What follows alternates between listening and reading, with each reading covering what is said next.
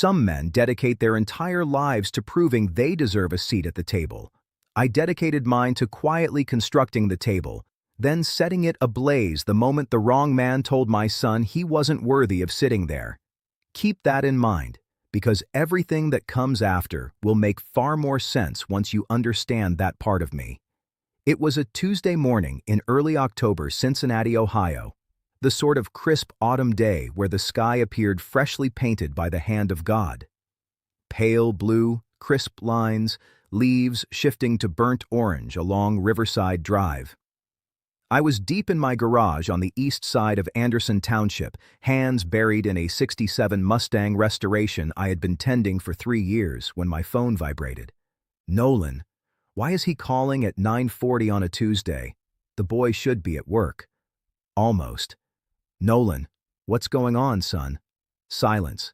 Then breathing. The kind of breathing a grown man makes when he's fighting hard not to break down in front of his father. Dad. His voice cracked on that single word, and my chest clenched tight. I'm at Alms Park. Can you just come? I was already stripping off my work gloves. Don't move. I found him on a bench near the east overlook, the one facing the river, where Nolan used to fish with me when he was 9. Only this time, he wasn't 9, he was 34, sitting with his shoulders slumped as if something invisible was crushing them. And beside him sat little Eli, 5 years old, backpack resting on his lap, eyes wide and silent. The way children become when they sense something is wrong, but no one has explained it yet. He held a juice box in one hand and wore his grandfather's old Cincinnati Reds cap, the one I had given him last Christmas. 2 duffel bags rested at Nolan's feet. 2 bags. Oh, Lord, I didn't speak at first. I sat on the other side of Eli, wrapped an arm around my grandson, and gazed out at the Ohio River for exactly 4 seconds. Then I turned to my son. Why aren't you at work? Nolan laughed. It wasn't a joyful sound. It was the kind that escapes when the pain runs so deep that laughter is all that remains. I got fired, Dad. Fired, I repeated flatly. From Weston Flow Enterprises. Yeah? The job you've held for 6 years? Yeah. I nodded slowly. Okay. Okay, Cole. Stay calm. And the bags? He rubbed the back of his neck, avoiding my eyes. Benjamin came by last night. To the house? Said he'd been speaking with people at the company. Turns out he knows the regional director. He paused. He's the one who made the call, Dad. He got me fired. The river continued flowing. Leaves kept drifting down. Eli kept sipping his juice box as if the world weren't quietly falling apart around him. Benjamin Wilson, I said. Your father-in-law. My former father-in-law. Nolan's jaw clenched. Amelia filed papers this morning. I turned to face him completely then. All of this happened since last night? He told her to. His voice fell to nearly a whisper. He called her after he left our house and said if she remained married to me, he was cutting her off entirely. Said our bloodline. He stopped, swallowed. Said our bloodline wasn't worthy of the Wilson name. Bloodline. I let that word hang between us for a moment, like something dropped that neither of us wanted to retrieve. Dad. Nolan finally met my gaze. His eyes were red. I don't know what I did. I gave that family everything. 6 years. I coached Benjamin's nephew's Little League team. I attended every Wilson family dinner. I repaired that man's back porch with my own hands. His voice broke again. And he just tossed us aside like we were worthless, like Eli was worthless. Eli glanced up at the sound of his name. Grandpa, he said seriously, lifting his juice box.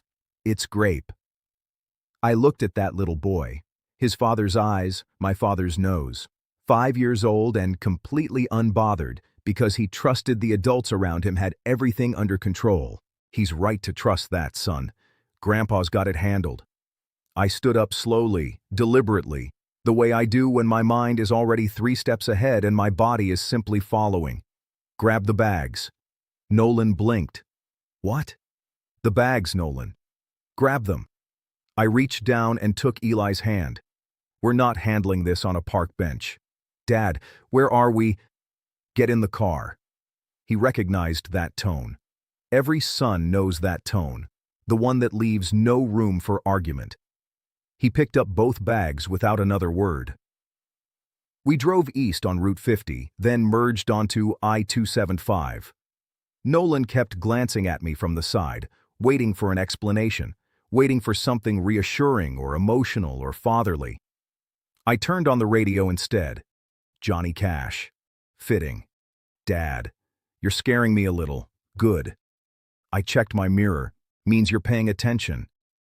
Where are we going? Where are we going? 32 years I had kept this quiet. 32 years of early mornings and late nights and handshake agreements and reinvested profits, and not one word to anyone. Not my neighbors, not my brother, not even Nolan's mother, God rest her soul. Not the full picture, anyway. 32 years of living in the modest house on the modest street and driving the modest car because I had watched my own father get robbed blind the instant people learned what he possessed. I wasn't repeating that error. But Benjamin Wilson had just committed a different one. He had looked at my son, my blood, and decided we were beneath him. He had pulled strings to ruin Nolan's career. He had shattered my son's family. He had sent my grandson to a park bench with 2 duffel bags. On a Tuesday, in my city. We exited the highway onto Mosteller Road in Sharonville, passing shipping companies and industrial parks, until I turned into a long private drive leading behind a facility that spanned nearly 4 city blocks. Nolan sat up straighter. The sign above the main entrance was clean, steel lettering, understated, professional, Nova Group Advanced Manufacturing Solutions. Dad. Nolan's voice had grown quiet in an entirely new way now. What is this place? I parked, turned off the engine, and sat for a moment gazing at what 32 years of silence had created. This, I said, is your inheritance. I opened the car door. And we have a vendor meeting to reschedule.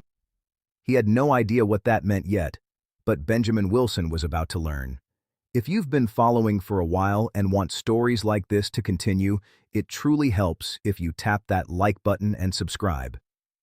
Thank you, sincerely. There is a special kind of silence that settles over a room when people realize they have been underestimating someone their whole life. It isn't loud or theatrical. It simply descends, like dust after a quake. I had been living inside that silence for my entire career. Benjamin Wilson was about to be introduced to it. Wednesday morning, 7:14 a.m. I was already at Nova Group before the first shift arrived. That was a routine I had formed in my 30s and never abandoned. If you want to gauge the health of a business, don't examine the books. Examine who arrives first and who departs last. I had been arriving first for 32 years. My office sat on the 2nd floor, corner room, glass walls overlooking the production floor below. Nothing extravagant. A desk, 2 chairs, a whiteboard filled with figures that would have made Benjamin Wilson's eyes widen. I kept a framed photo on the corner of the desk, Nolan at 12, holding a fish we had caught at Winton Woods, grinning like he had just conquered the world. I looked at that photo every single morning. Today it struck differently. My operations manager, Russell Briggs, knocked twice and entered at 7:30 sharp. Russell was a large, direct man from Dayton who had been with me for 19 years. He knew every corner of this facility. He also knew, without being told, when something significant was underway. He took one look at my expression and sat down. "You want coffee first, or should I just prepare myself?" "Pull the Wilson account," I said. Russell's eyebrows rose a fraction. "Weston Flow Enterprises. That's the one." He already had his tablet ready. "They're in the middle of a contract, Cole. 18 months remaining on the supply agreement. Components division. They route about $2.3 million through us each year." $2.3 million. Benjamin Wilson had sat at dinner tables boasting about his successful manufacturing supply business without ever revealing that the foundation beneath it, the contract that made his quarterly results shine, flowed straight through my facility. The man had labeled my bloodline unworthy while depositing checks signed by my company. I almost smiled. Almost. "I'm not terminating the contract," I said. Russell paused. "Okay. I'm restructuring it?"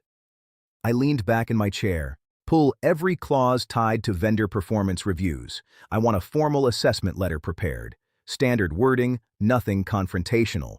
Informing Weston Flow that Nova Group is initiating a thorough vendor evaluation effective immediately.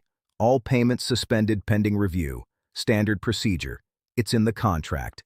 Page 11, Section 4, Paragraph C." I knew because I had written it. They have 30 days to reply to the evaluation before we decide on contract continuation. He nodded slowly, the way a man does when he realizes what sounds ordinary is anything but. "And who will lead the evaluation?" I picked up the framed photo of Nolan, then set it back down facing me. "The new director of vendor relations." Russell blinked. "We don't have a director of vendor—" "We do as of this morning." He answered on the second ring, voice still thick with sleep. He had spent the night in his old bedroom for the first time in 11 years. He and Eli both. Eli had curled up like a puppy in the center of the twin bed while Nolan folded himself around the edges. "Dad, it's early. It's almost 8:30. I didn't fall asleep until 4 hours. "Fair enough. How's Eli?" A pause. I heard him shift, probably checking on the boy. "Still asleep, sleeping like nothing occurred."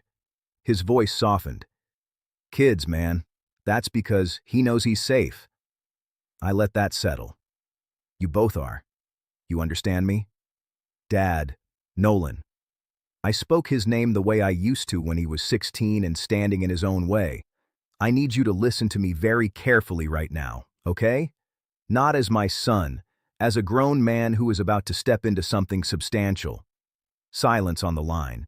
"I need you at Nova Group by 10Y, business casual. We're going to walk the floor together. I'm going to introduce you to the team, and then we're going to sit down, and I'm going to show you what I've been building and exactly what your role in it will look like moving forward." More silence. Then, "Dad, what is Nova Group?" "Oh, son, it's ours. Has been for 32 years. I picked up my coffee. "Tense you out. Don't be late." I hung up before he could ask anything else. He needed to see it to believe it. Some things you can't explain over the phone. He entered through the front door at 9:58. I was standing on the production floor when he arrived. I watched him through the glass before he noticed me. Watched him pause just inside the lobby, tilt his head toward the 40-foot ceiling. Cranes and conveyor lines and precision machinery operating in orderly rows. 200 employees moving with the kind of coordinated focus that only years of culture create. His mouth hung slightly open. Good. That was the proper reaction. Russell met him at the entrance and escorted him to me. When Nolan reached me, he looked like a man attempting to solve an equation in his mind that kept producing an impossibly large answer. "Dad." He glanced around, then back at me. This whole time, you drove a 2009 Camry. Still do." Mom knew. I paused. She knew enough. She knew the important parts. She also knew why we kept it quiet. Money changes people, Nolan. The wrong people discover what you possess, and suddenly everyone has an open hand and an excuse and a tail. I started walking, and he matched my pace beside me. "I wanted you to stand on your own first, develop your own confidence, understand that whatever you achieved it through your own effort." He remained quiet for a long stretch as we crossed the floor. Workers nodded at me. A few introduced themselves to Nolan. A woman named Carol from the components division shook his hand and remarked, "You look just like your daddy." We ended up in my office.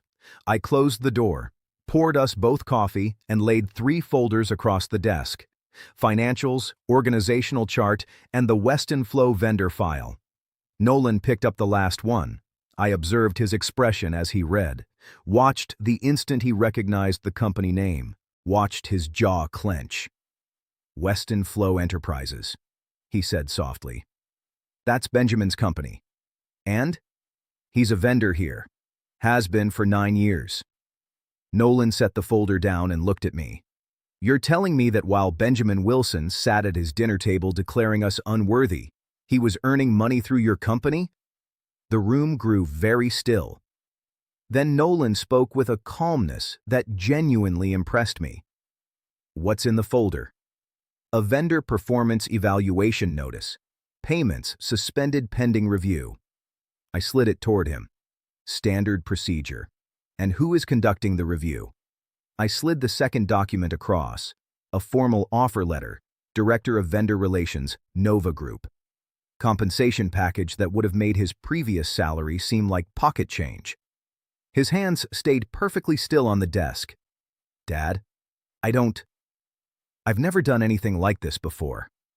You repaired Benjamin Wilson's back porch with your own hands, I said. You coached his nephew's Little League team. You attended every dinner and every holiday and every family event with complete commitment. I leaned forward. You know how to show up, Nolan. That's 70% of leadership right there. The rest I'll teach you. He stared at the offer letter for a long moment. Come on, son. Pick it up. He picked it up.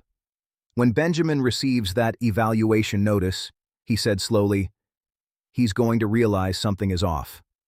He's going to make some calls, I agreed. He's going to inquire around and eventually, he sat back, he's going to discover whose building he's been inside for 9 years. Nolan looked at me. And then what? Oh, that's the best part. Then, I said, he's going to have to call you. The silence that followed was the most satisfied silence I had experienced in 32 years of building something in the shadows. Nolan set the offer letter down, picked up a pen from my desk, and signed it. Benjamin Wilson's evaluation notice was sent at 4:47 p.m. that Wednesday. By Thursday morning, I had 3 missed calls from a number I didn't recognize. I recognized it. I let everyone go to voicemail. He wasn't prepared to speak with me yet. He needed to speak with Nolan first, and Nolan, for the first time in 2 days, was sleeping soundly. Nolan was standing when Benjamin entered. Not seated behind the desk attempting to appear powerful. Standing, relaxed, jacket on, hands resting easily at his sides. The office was neat and quiet, afternoon light slicing through the Cincinnati gray beyond the windows, the production floor pulsing at a steady rhythm below like a heartbeat that had never once faltered. He looked, if I'm being entirely honest, like a man who had belonged there his whole life. Benjamin halted in the doorway. The silence lasted exactly 4 seconds. I counted from the hallway where I stood just out of sight, close enough to hear everything, far enough to give my son his space. Nolan. Benjamin's voice was cautious, controlled. The voice of a man who had entered expecting one reality and was already quietly adjusting. Benjamin. Nolan motioned to the chair across the desk. Thanks for coming in. Have a seat. In a room that Benjamin Wilson had been supporting for 9 years without ever knowing whose name appeared on the ownership papers. I heard the chair shift, heard the quiet that followed, the particular quiet of 2 men who had shared family meals and holiday gatherings and backyard talks now facing each other in an entirely different setting. I think there's been some misunderstanding, Benjamin began. Smooth, rehearsed, the tone of a man used to reshaping situations to his advantage. About the evaluation notice. We've been a reliable vendor to this company for nearly 10 years, and I believe if we simply review the figures, the relationship has always been mutually beneficial. There's no misunderstanding, Nolan said. Not loudly, not harshly, just decisively. Nova Group performs routine vendor evaluations. It's standard procedure. It's in your contract. The briefest pause. Page 11, Section 4, Paragraph C. Silence settled over the room like wet cement. Nolan. Benjamin's voice lowered, gentler now, the involuntary gentleness of a man sensing the ground move beneath his feet. Look, I understand matters between our families are difficult at the moment. I understand emotions are running high and I'm not ignoring that. But business is business, and I don't believe we should allow personal issues to interfere with what has been a highly productive, professional. You're right, Nolan said. Business is business. Benjamin paused. He hadn't anticipated agreement. Which is why I want to remain completely professional about what comes next. I heard movement, the soft slide of a folder across the desk surface. There it is. I've had our team prepare a revised vendor agreement, Nolan continued. New contract, restructured terms, fair pricing, realistic delivery standards, standard performance clauses. Nothing punitive, nothing personal. Heavier. Benjamin was reading. I could imagine it. The man in the charcoal suit, silver hair, 9 years of comfortable beliefs crumbling line by line as he reviewed a document prepared by the son he had expelled from his daughter's life 4 days earlier. 4 days. Benjamin Wilson had upended our world on a Monday night, and by Friday afternoon, his entire business lifeline rested in Nolan Edwards' hands inside a building owned by Cole Edwards. God has a sense of humor. He simply doesn't always reveal his cards right away. This is, Benjamin started, then stopped. These terms are reasonable. I know they are, Nolan said simply. I wrote them to be. More silence. Nolan. Benjamin's voice had shifted once again, something deeper beneath it now that hadn't existed when he entered. Something older, quieter, like a man who had carried a heavy burden for years and could finally feel his hold slipping. What I said about your family, about your... He stopped on the word, unable to repeat it. I was wrong. I've been wrong about many things for a long time, and I convinced myself it was principle. No, it's okay. I forgive you. I appreciate that. The honest reply of a man who has been hurt and refuses to pretend otherwise.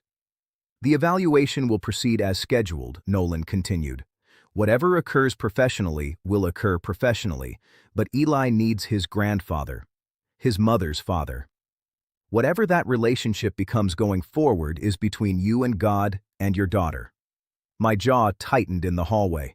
Not from rage, from recognition, because that was the most honest statement Benjamin Wilson had ever made in my presence, and he didn't even know I was listening.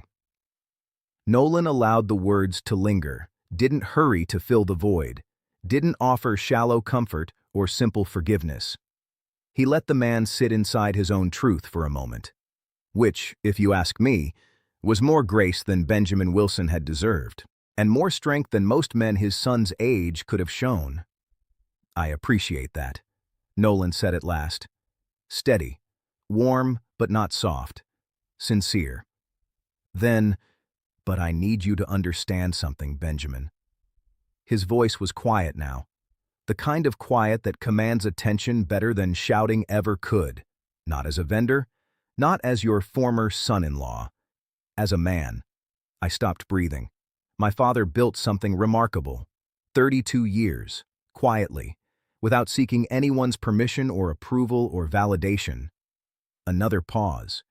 He built it for our family, for our name, for Eli. I could hear the steadiness in every word.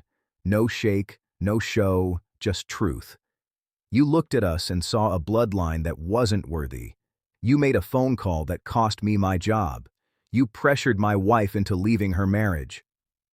The room remained completely still, and somehow Nolan's voice stayed even as the weight of those words occupied every inch of that office. You ended up sitting across from me in our building, reviewing a contract that decides whether your company continues next quarter. Nobody moved. Nobody spoke. Then Nolan slid something else across the desk. A pen. My father taught me that real power doesn't humiliate. I closed my eyes in the hallway. It simply makes things very, very clear. The silence that followed was the longest 8 seconds of my life. Then came the quiet, unmistakable sound of a pen moving across paper. Benjamin Wilson signed the contract. Nolan signed it afterward. Calm. Intentional. The way a man signs something he has already resolved. Nobody mentioned bloodlines again. Nobody delivered a speech. Nobody twisted the knife or raised their voice or did anything dramatic because nothing more needed to be done. Everyone in that room understood who had prevailed. Nobody stated it aloud. They didn't have to. I walked downstairs, not into the meeting. I never entered the meeting. I walked out to the parking lot, stood beside my 2009 Camry, and looked up at the gray Cincinnati sky for a long, quiet moment. 32 years. Not one day of it had truly been about revenge. Not really. It had been about legacy, about constructing something so strong, so deeply rooted, that when the storm finally struck my family, it would have a solid place to stand. I thought about my father pressing $8,000 into my hands with everything he possessed in his eyes. I thought about Nolan at 9 years old, fishing at the river, grinning like he had conquered the world. I thought about Eli in that Reds cap, serious as a judge, telling me his juice box was grape as if it were the most vital information I would ever receive. Bloodline. Benjamin Wilson had called our bloodline unworthy. This was our bloodline. A grandfather who built in silence. A father who showed up without hesitation. A grandson who didn't yet understand what was being protected for him, but who would spend the rest of his life living inside the evidence of it. There is no sum of money, no corporate contract, no charcoal suit that can measure that. I got in my car, turned on Johnny Cash, and drove home in my modest car from my company through my city, the same way I had driven home for 32 years. Quietly, completely, undefeated.